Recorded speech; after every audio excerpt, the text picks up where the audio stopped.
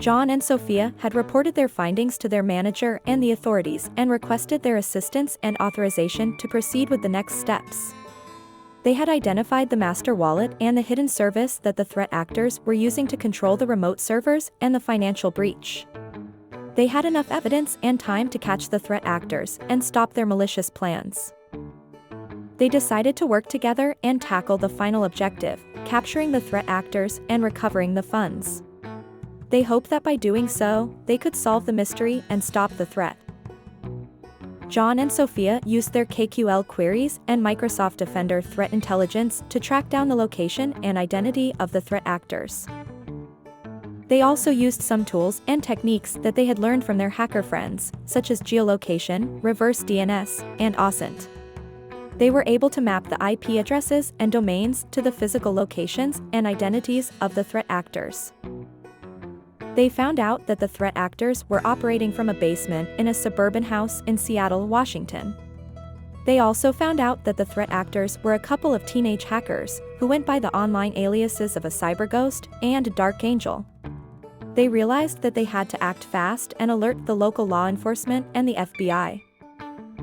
They decided to share their findings with their manager and the authorities and contacted them through their secure communication channel.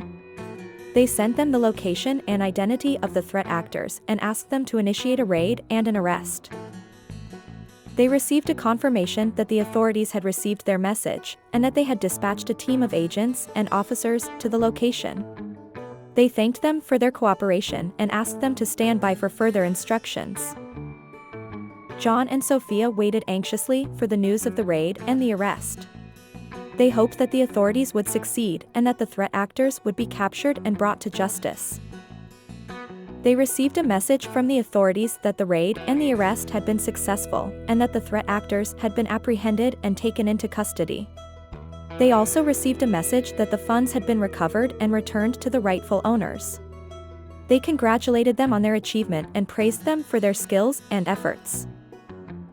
John and Sophia replied that they were glad to hear the good news and that they were happy to help. They said that they had learned a lot from the experience and that they had enjoyed working together. They realized that they had solved the mystery and stopped the threat. It truly seemed like this was the end.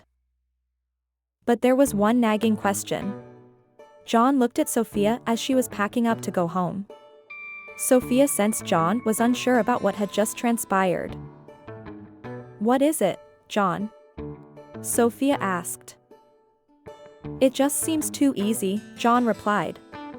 "I know I'm sure about the contents of the data, but I think we missed something. There's no way this duo represents the Night Princess hacker group. Either Night Princess wasn't involved, and it took credit anyway, or Night Princess is still in play, and we may have been purposely distracted." Stay tuned for Chapter 6.